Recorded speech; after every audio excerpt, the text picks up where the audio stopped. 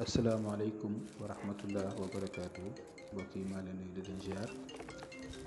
di leen wax ne tey dama leen indil secret bu am solo ñaari poudre yi ngeen gis nii muy ñaari sunguf yi li ngeen gis sungufu fetel la sungufu fetel beneen bi mooy sungufu xay nag boo leen demee si marché yi am nañ ko xay bu baax bi nag xay bu baax ak sungufu fetel fetel bi nag parfois ñu nax leen si am na ñoo xam ne da leen si nax naan la sungufu fetel la fekk nekk lii nag si kaaraange lay dox si noonu si pexe noonu si ñu la yéene lu bon si làmmañ si bët si ay def-def si ñi nga xam ne dañuy fexe di tas sa diggante yow ak ki nga bëgganteel wala sa sëy wala ñi nga xam ne dañuy bëgg yàqal la gis la rek nga am ñu bëgg laa yàqal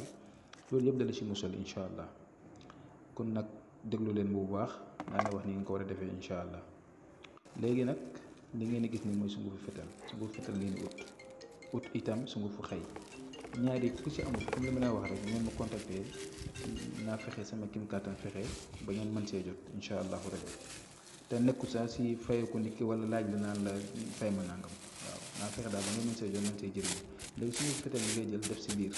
comme ni ngeen gisee ma defee ko ni sungufu fetal bi ngay jël def si biir ndox bi moom ngay njëkk jiital nga jël sungufu xëy bi waaw nga jël sungufu xëy bi comme ni ngeen gisee moom day marron bu baax la nga jël def si biir tuyau bi soo demee ba am loolu ba pare nga boole leen maanaam nga mélange leen da nga koy jël nga yëngal ko ba nga xamante ni soo paree daanaka mbir mi dafay ñuul boo paree da nga gis ne day ñuul lii rek bu ko nit gisee xelam war naa xam ne lii du yëfu caaxaan bu ko defee incha allahu rabbi nga si sangu juróom-ñaari fan saa boo si sangu nag nga si ñaan sa soxla yaa xam daal li nga bëgg si kaaraange li nga bëgg si cat làmmañ si lu mënti doon ñaanal nga sangu ko juróom-ñaari fan. bu mu ko ëpp nag juróom-ñaari parce que kaaraange bi dafa am doole trop moo tax bu leen di ko def tout le temps juróom-ñaari fan rek baax na wala alangim li ko def incha allahu rabbi kaaraange dina sax sa yaram képp ku la liggéey wala képp koo xam ne daf lay cat wala mu lay bët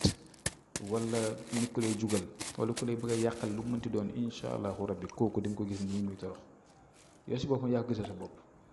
mbir mu am solo la te baax. képp ku ko mënta am bu ma jox ko mën naa ko si jéem a jox incha allah kon ñu ngi yem fii di leen jox di daje bu suba jàmm incha allah asalaamaaleykum wa rahmatullah wa barakaatu.